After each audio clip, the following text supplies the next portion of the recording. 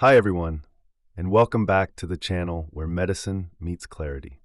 I'm Dr. Rezaian, a specialist in arthritis and rheumatology.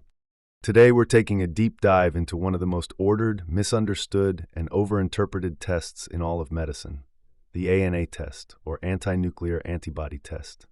The ANA test is a blood test that detects autoantibodies targeting the cell nucleus. These antinuclear antibodies are often present in people with systemic autoimmune diseases like lupus, Sjögren syndrome, systemic sclerosis, dermatomyositis, and mixed connective tissue disease. These antibodies are produced when the immune system loses tolerance and begins targeting self-antigens. Specifically, nuclear components like DNA, histones, ribonucleoproteins, and centromeres. This immune dysregulation is influenced by both genetic factors and environmental triggers, including infections, medications, and ultraviolet light. ANA can be tested using several methods. The gold standard is indirect immunofluorescence, or IF, on Shep2 cells, which allows us to see detailed ANA patterns. Other methods include ELISA, which is automated and faster but may miss patterns, and multiplex immunoassays that detect multiple autoantibodies at once. Most specialists prefer IIF on Hep2 cells because of its sensitivity and ability to identify specific patterns, even though ELISA is more commonly used in large commercial labs. When interpreting ANA results, titer matters. A titer under 140 is considered negative. A titer of 140 is borderline and usually nonspecific. A titer of 180 is weakly positive. And titers of 160 or higher are more likely to be clinically significant, especially in symptomatic patients. It's important to understand the ANA pattern. A homogeneous pattern suggests antibodies against DNA or histones and is often seen in lupus or drug-induced lupus. A speckled pattern involves antibodies like RNP, SSA, and SSB, seen in lupus, Sjögren's, and MCTD. A nucleolar pattern is associated with systemic sclerosis. A centromere pattern points toward CREST syndrome. A peripheral or rim pattern is highly specific for lupus, and the dense, fine speckled or DFS70 pattern is often seen in healthy individuals.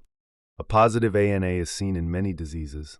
In systemic lupus erythematosus, 95 to 98% of patients are ANA positive. In Sjögren syndrome, 70 to 90%. Systemic sclerosis shows positivity in about 60 to 90% of cases. Polymyositis and dermatomyositis in around 50%, and mixed connective tissue disease in nearly 100%. ANA can also be positive in autoimmune hepatitis, juvenile idiopathic arthritis, and various overlap syndromes. However, ANA can be negative in certain autoimmune conditions. These include seronegative lupus, antiphospholipid syndrome, ANCA-associated vasculitis, psoriatic arthritis, polymyalgia rheumatica, and even rheumatoid arthritis, which is often anti-CCP positive but ANA negative. So what should you do with a positive ANA?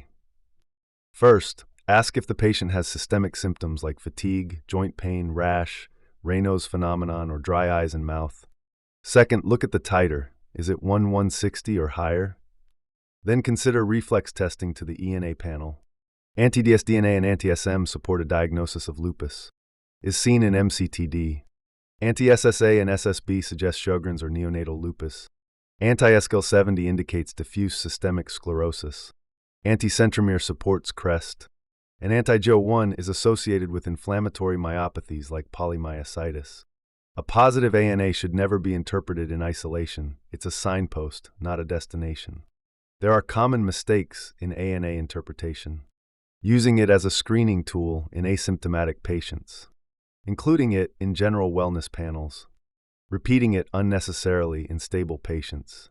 Ignoring the clinical context of titer and pattern, and assuming a positive ANA automatically means lupus. Once a diagnosis is made, ANA is not used to monitor disease activity. Instead, we track markers like anti-dsDNA, complement levels, ESR, and CRP. If the patient has no symptoms, no repeat ANA is needed. If new symptoms arise, we reevaluate using tests like ENA panels, complete blood count, urinalysis, and organ-specific labs. To summarize, the ANA test detects autoantibodies against nuclear material. Titer and pattern are essential for clinical interpretation. A positive ANA does not equal lupus, and autoimmune diseases can be ANA negative. Always interpret ANA in the context of the full clinical picture. Thanks for watching. If this video brought clarity to your understanding of ANA testing, please give it a thumbs up, subscribe, and drop your questions in the comments. And if you're a fellow healthcare provider, feel free to share this with students or patients who need a breakdown of this important but confusing test.